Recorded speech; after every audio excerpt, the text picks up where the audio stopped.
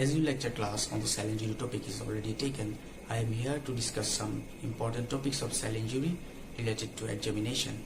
First of all, you have to know what are the cellular response to injury. Suppose a normal cell remains in homeostasis, is attacked by injurious stimuli or in any kind of stressful condition, it will try to adapt the situation by changing its size, shape and phenotype. This is called cellular adaptation. But if this process has failed, cell will progress to cell injury. In case of mild transient injury, this cell may revert to normal. Then we called it reversible cell injury. But if this mild and transient stimuli become persistent, or if the injurious stimuli was very severe from the beginning, that it may progress to irreversible cell injury and ultimately may cause cell death through necrosis or apoptosis. There are other three important cellular response to injury, including the intracellular accumulation, pathological calcification and cellular aging.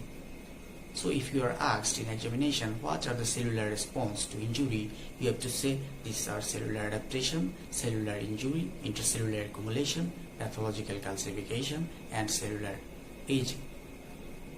Our today's topic will discuss only the cell injury, so we exclude the first topic, cellular adaptation.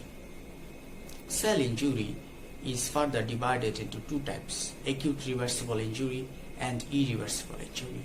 Acute reversible injury has two morphologic distinct features, including the cellular swelling and fatty chains. Irreversible injury is divided into necrosis and apoptosis. Before going to reversible cell injury, we have some common factors just like causes of cell injury and pathogenesis of cell injury. So what are the causes of cell injury? Remember one thing, oxygen deprivation either due to ischemia or hypoxia is the most commonest cause of cell injury. As you know, hypoxia has different types and ischemia has different cause. We don't need to describe it, but we need to describe the pathogenesis of ischemic and hypoxic cell injury later. The second cause of cell injury is the physical agent, just like any kind of mechanical trauma, thermal injury or even electric shock. Chemical agents includes the drug, poisonous and non-poisonous substance.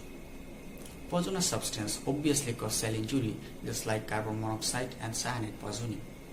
Non-poisonous substance just like glucose and water even cause cell injury if they are used in abnormal concentration or in excess amount. Infectious agent also causes cell injury, just like the microorganisms including the virus, bacteria, parasite and fungus. Immunological reaction is another important cause of cell injury. As you know, immunity is the defensive mechanism of the body. It also has some harmful effects in our body, just like hypersensitivity reaction and autoimmune disease. In case of hypersensitivity reaction, cell death may also occur. And in case of autoimmune disease, as you know, antibody is produced against the cell's self-antigen. It may cause cell injury.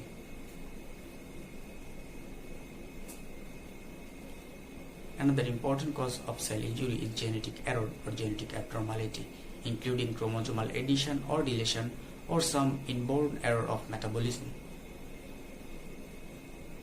And some other causes including the nutritional imbalance also causes the cell injury. So these are the important causes of cell injury. On the pathogenesis of cell injury, the most important cause we describe is the ischemic and hypoxic cell injury. So what are the consequences of ischemic or hypoxic cell injury? What are the consequences of deprived cell injury, or what are the consequences of ATP depletion? The answer are same. First of all, if a cell faces a oxygen deficiency or oxygen deprivation, then it will reduce the oxidative phosphorylation and there is reduction of ATP production. As you know, ATP has different kind of function on the body. These all functions have lost. The most important function of ATP is the maintenance of sodium-potassium pump. So when the sodium-potassium pump has failed, the sodium concentration within the cell is increased. And sodium takes water along with it, so sodium and water enters into the cell and cause cellular swelling, and we called it hydrophic change. With them, calcium also enters, as the calcium and magnesium channel is maintained by calcium-magnesium ATPase. So sodium, water and calcium enters into the cell and potassium goes out of the cell. This cellular swelling causes blebbing, blunting and distortion of the microvilli. On the other hand, ATP depletion causes there is activation of anaerobic glycolysis, which will reduce the glycogen storage and causes lactic acid production. This lactic acid production causes lactic acidosis and ultimately reduce the pH, and in acidic environment there is clumping of chromatin occurs. So at first we have said there is cell membrane swelling and endoplasmic reticulum swelling, and then we are saying that there is clumping of nuclear chromatin. On the other hand, the ribosome and endoplasmic reticulum swelling causes the detachment of ribosome from the endoplasmic reticulum and ultimately reduce the synthesis of ATP. So these are the consequence of ATP depletion, or the consequence of oxygen deprivation, or the consequence of hypoxic or ischemic cell injury. So in pathogenesis there are some broad headings including the ATP depletion, mitochondrial damage, accumulation of oxygen derived free radical, and loss of calcium homeostasis or accumulation of calcium within the cell, and cell membrane damage. We already described the ATP depletion process, and now we are going to describe the role of calcium in cell injury. As you know, calcium is an important second messenger. It will activate some cellular enzyme. This enzyme will destruct the cell. First of all, calcium enters into the body, and these enzymes that are activated are ATPase, endonuclease, protease, and phospholipase. ATPase causes depletion of ATP, protease causes breakdown of protein, and phospholipase causes breakdown of phospholipid of the cell membrane, and endonuclease causes the breakdown of nucleus. On the other hand, calcium, when enters into the mitochondria, it causes the mitochondrial permeability transition pores, which will ultimately inhibit the ATP production. So these are the rules of calcium on cell injury. Number 3 point is the accumulation of oxygen derived free radicals. It is under the topics of free radicals. It is very much important topic, and you have to know what are the types of free radicals, their formation, and how these free radicals cause cell injury and how they become inactivated. First of all, what are the free radicals? Free radicals are chemical species that have single unpaired electron in their outer orbit. There are some oxygen derived free radicals just like superoxide, hydrogen peroxide, and hydroxyl ion. Nitrogen derived free radicals include the nitric oxide, nitrous oxide, and trioxynitrate, and carbon derived free radicals is carbon trichloride. So how these free radicals are formed?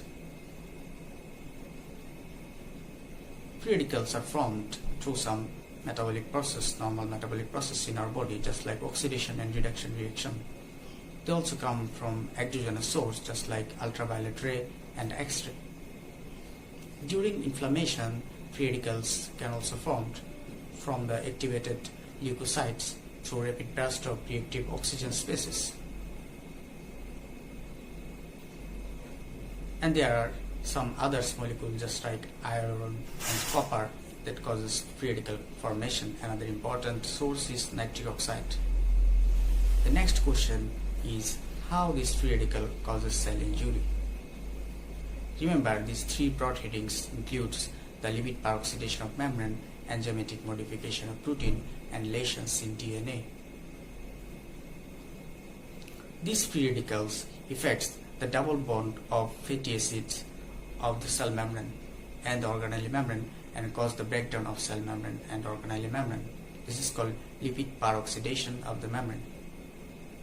Oxidative modification of protein includes the oxidations of the amino acids and some invariable effects and forming the disulfide bonds. And the lesions of DNA means there is breakdown of DNA double strand. Now the most important question, how these free radicals are inactivated or destroyed from the body. First of all, these free radicals can be inactivated spontaneously as they are unstable inherently. And there are some cellular mechanisms through which these free radicals are inactivated. Just like antioxidant. As you know, vitamin A, C, E and glutathione are antioxidant. They causes inactivation and reduce the synthesis of free radicals. There are some enzymes that causes inactivation and destruction of free radicals, namely the catalase, superoxide dismutase and glutathione peroxidase. Catalase causes breakdown of hydrogen peroxide to hydrogen and water. Superoxide dismutase breaks down the superoxide. Glutathione peroxidase causes the conversion of hydrogen peroxide and hydroxyl ion to the glutathione disulfide. So these are the important questions from free radicals. Now come to the main topic, pathogenesis of cell injury. As we already described about the pathogenesis of ATP depletion or pathogenesis of ischemic or hypoxic cell injury or pathogenesis of oxygen deprivation. We also described the pathogenesis or role of calcium in cell injury, and we just described about the free radicals, how they cause cell injury. Now come to the morphology of reversible cell injury. As we said earlier, the reversible cell injury has two morphologic distinct features, including the cellular swelling and fatigens.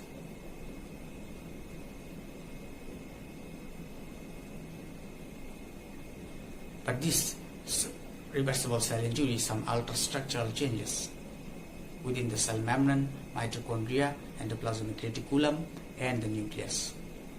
Within the cell membrane, there is blebbing, blunting and loss of microvilli as the cell swelling occurs.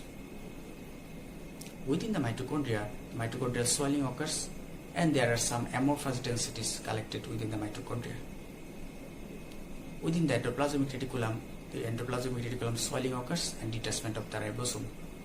And within the nucleus, there are some clumping of chromatin.